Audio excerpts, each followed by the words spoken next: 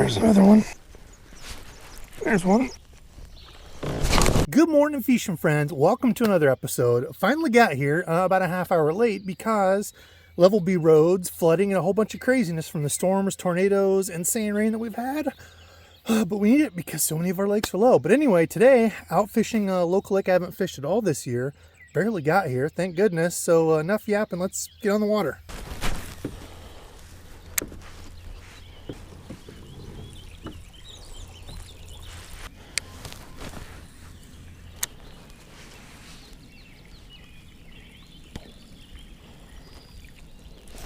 Oh, there we go. First one of the day. Oh, a little topwater. Little topwater action, huh? I'm landing him with the net. He's got the last hook. Oh, and he's a beast. Look at that. Little dude, man, it is super muddy here. I wonder what the deal would be. Well, that's a much better bite ratio. We'll see if this changes anything with it. But there we go. Little dude. All sorts of muddy. See if we can find any sort of pattern here. First one of the day. Didn't want to lose him on this lure because historically it has not had a very good hookup ratio for me. But today, changed some things. Went to a little bit smaller size of it. And, you know, we'll see. We'll see with this dirty water. Maybe we can call a few out.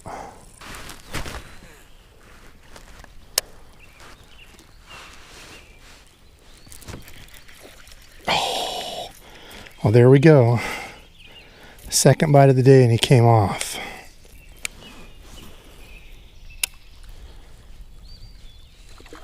Oh, gosh. You guys didn't even see that, did you?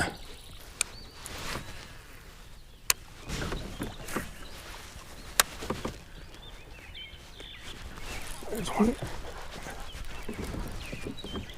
Oh no, they're not on it. As long as we can get them in the boat, which we did. All right, well, third strike of the day. Second one landed, that's better. He hit it right where he went on that hook. Doing a little work. It's got vibration. It's got plop. A little pounder on it is all, but still. That's another one. Up shallow, around wood with this little dude. Well, we'll try to replicate this around the lake. See if we can get some more bites like this.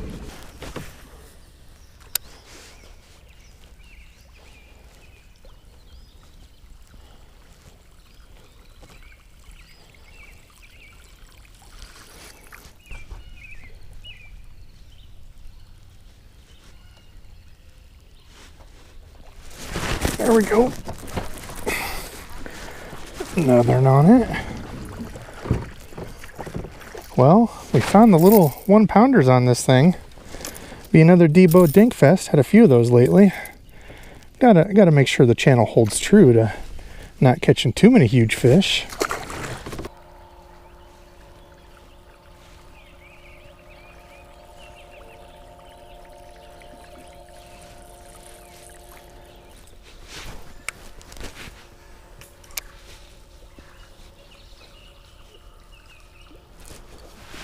There's another one.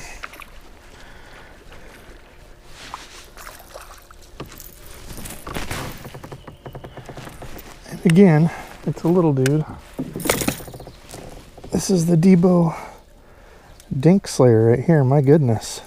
Finding all the little guys of the lake. But at least we're keeping them pinned. I've only missed one of all of them that have hit it. So there we go. Little guy. Little Hellraizer. That's okay. Made a couple little changes. I'll show you these at the end, give you a little bit closer look. I can't attest that to the better hookup or not, but I suppose we'll see. Oh no. Oh.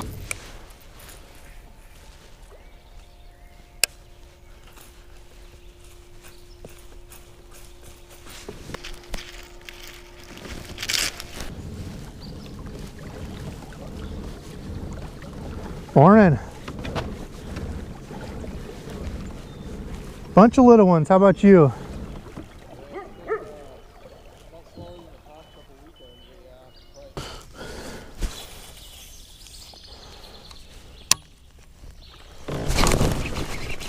There's one on the frog.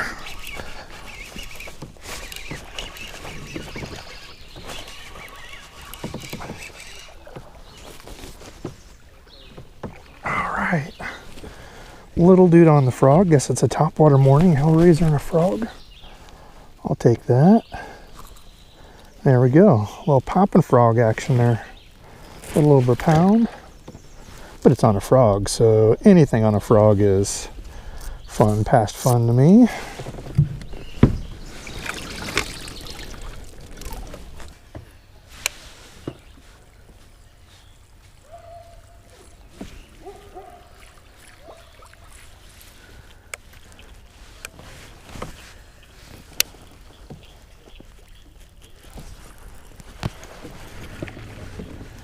Alright, there we go. A lull for some time after that frogfish. Multiple little frogfish blow-ups. There we go. Another monstrous Debo catch out here on the Hellraizer. Catching fish? Yes. Size? No. But hey, we're catching on it. Better than before, better than the big one. I couldn't get bites that would stay on with that one, so you know, at least we're getting something to stay on here.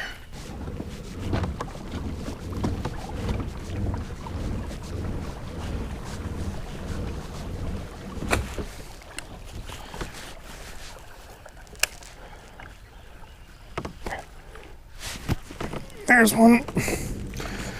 Amando, again. Debo catching the biggest fish in the lake with this new, smaller sized Hellraizer. What would I have done if I didn't have this lure today catching all these big fish? I know. Got me a break, fishing friends. Sometimes it's like this, you know? Sometimes you go out and you catch a whole bunch of Debo-sized fish. Look at it this way. Feel better about yourself. I do it too. We're not all perfect and catch big fish like some of these people. Sometimes you catch some dinks. That's all right, because the big thing is I'm out here having fun. Putting more time in on the kayak, getting a lot more comfortable with it. I've noticed when I get into spots like this and get hung up too, it's really easy to just pedal right on in, get my lure out, pedal out. Not a huge deal. The old kayak, yeah, I have to admit, I like it. It's fun. Still love the aluminum John boat, but for ease of carrying this and throwing it over logs, well, look at that. Look at that, expert at getting these out. Anyway, yeah, it's a lot easier to, you know, load, unload, you know, move this around, not having the trailer. If I had extra space for the trailer, it wouldn't be an issue, but so far, I'm digging the whole kayak thing. Now, if we could find a big kicker today. Well, for what I've been doing, it's been no secret. Really just hitting this shade, all this wood, these little overhangs, throwing all around this with this little Hellraizer topwater to see if we can get any sort of bite going. And it's been sporadic. It definitely has not been a crazy hot bite. I've been out for, I don't know what, 3 hours, 2.5 hours, and I've caught, well, whatever you've seen. No toads. We have been catching fish. I've definitely not been catching toads. Even little guys like this, whatever, it's still fun. It's topwater, come on. We haven't had any amazing like smashes. A lot of them just kind of come up and grab it. Now I wonder if that's because the vibrating part, the chatterbait E-type part, sits under the water, and it kind of sits up like this and looks like a pencil bait walking real quick with that vibrating behind it. So it's a cool lure. I mean, when we first saw it, you know, at iCast and stuff, I was like, oh, this looks like a pike catcher. But for bass, I was like, nah, I don't know.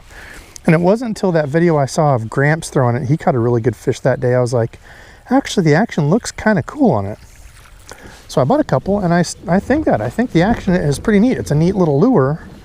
Just, I don't know that today is the exact 100% right mood. I probably could have been talked to a couple of other guys throwing wacky rig and stuff, and they were catching a lot. I don't know about size. He said just, you know, little bass, but I don't know if they had any kickers or anything, just didn't say, but I'm sure like a fluke or a wacky rig today really could have probably mopped up and caught a bunch. But I really wanted to try this guy. I tied it on last night, and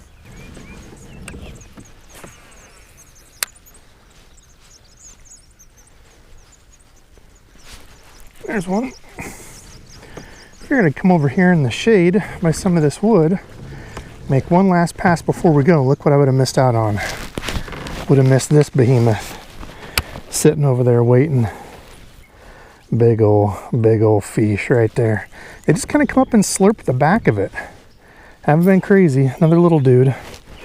But at least been some bites and actually staying connected on the Hellraizer. All right, fishing friends, so that was the morning throwing this, the new smaller size of the Z-Man Hellraizer. So they've got a larger size. I've thrown this one quite a bit, so just so you can see the difference there, this larger one, the black midnight color versus this white one. Definite, you know, bulky kind of size difference. The thing for me was, though, with the Hellraizer, with this larger one, I noticed this after I was looking at this today. This back hook back here, I noticed, must rub against that back blade, and that was the biggest issue I had with this one. Was I checked, I didn't even have the footage anymore, I deleted it, but I had a good day where I had like 5 or 6 really good, look to be solid fish blow up on this. I would have them for a couple cranks and they were off. For this day, because I was thinking maybe we just need a little bit more movement in these hooks, I added an additional split ring to this just to give this a little bit more room to move, especially this back one. I've got the one that it came with, and I put one more split ring on there just to give a little bit more room, because did you notice how many of those fish were hooked on that back hook? Really cool bait. I didn't even notice this. It's got rattles in it. Didn't notice that, but it's got this nose that's kind of cupped. So you tie it here. If you've never seen this bait, come out, what, a year ago, a couple years ago, something like that at ICAST, 2 years ago, I think. And I remember seeing it and I was like, it looks kind of gimmicky, but you know, the action of it looks like it could be really good for pike. And again, as I said in the video, I saw Graham's throwing it. He caught a really good fish one night, you know, 4-pounder or something like that. I was like, you know what, the action looks pretty cool. And in the water, this little pencil front part kind of skips across the water and does this little like buzzbait deal. It leaves a bubble trail behind it. And it's got this kind of chattering vibration blade back here that makes it kick back and forth and it thumps. You can feel it in the rod tip thumping. So it's got quite a bit going for it, but it's not overly loud and crazy. It's not like a super squealy, splashy buzzbait. So I like the bait. I think it's got some interesting, you know, aspects and kind of factors to it, but it's just that hookup ratio has been garbage for me. So today, or you know, this trip on that day was a lot better adding those split rings. Now I didn't catch any monsters, so I can't tell you for sure if it was, you know, the size difference. They're able to get a better, you know, grasp at this because, you know, these hooks are only a couple inches apart, you know, versus these having a bigger one and a smaller one. I don't know. Maybe it's because this hook was so close. You can see there were just the one. That hook is right in the way of that chatter blade piece back there. So if they're grabbing that, are they getting blade? I don't know. I can't tell you, but it's a cool bait. I think maybe some more testing and tinkering with it. I think it's kind of interesting. I know a lot of people said it's a gimmick, it's stupid. Why not throw something like a walking bait or a buzz bait? But as you can see in the video, it definitely had a different commotion compared to like a walking bait, right? It's not just going like this. It's got this vibraty, chatter, bubbly trail. So I don't know. Maybe I'll test it more. Comment below and let me know what you think of this thing. But I wanted to go over the combo because this is quickly becoming one of my favorite rods in the $100 category. So you can see here, this is the Dobyns Maverick. It's the 705 7-foot CB, so it's a crankbait, medium heavy, moderate fast action, rated for lures 1/4 up to 1 ounce. And I tell you what, this has been an awesome little rod. On this one I had the Daiwa CC80 on here. This was a subscribed fishing friend. I forgot who sent it in. It's got the white handles because it was part of a combo. The regular CC80 just has the black handles, but awesome little budget combo. You know, if you can get these on sale, you're looking at, you know, maybe 80 bucks for the rod. Normally it's 100. The reel's like 70 something, so maybe you can get it for 50. So, you know, 130 to $150 for the combo is not bad at all, and it's been one that's done me well. I put the 14-pound Trilene XL, that crystal clear blue. Still my favorite monofilament out there, the Trilene XL in the red box. I love it. Good little combo there. But comment below, let me know, what are you all throwing this year for topwater? Have you had a really good day using something? You know, whether it's a walking bait, a popper, I think gets forgotten about a lot. Now, today's subscribed fishing friend is my guy, Josh B. Just recently commented on the micro/BFS ultralight unboxing that I did. He said that the mule minnows slept on. I finally started tossing it this spring and got a good sized walleye. So that's definitely one I want to throw more, do some more BFS type stuff and ultralight things, messing with more stuff like this, that little, you know, itsy bitsy jackal chatterbait deal. If y'all haven't seen that video, go check it out. It was a bunch of fun up there in Michigan. But messing with, you know, more stuff like this. And I want to do more catch and cooks because fresh fried fish is amazing. So anyway, I got to edit. Thank you all for watching. Love you. And until next time.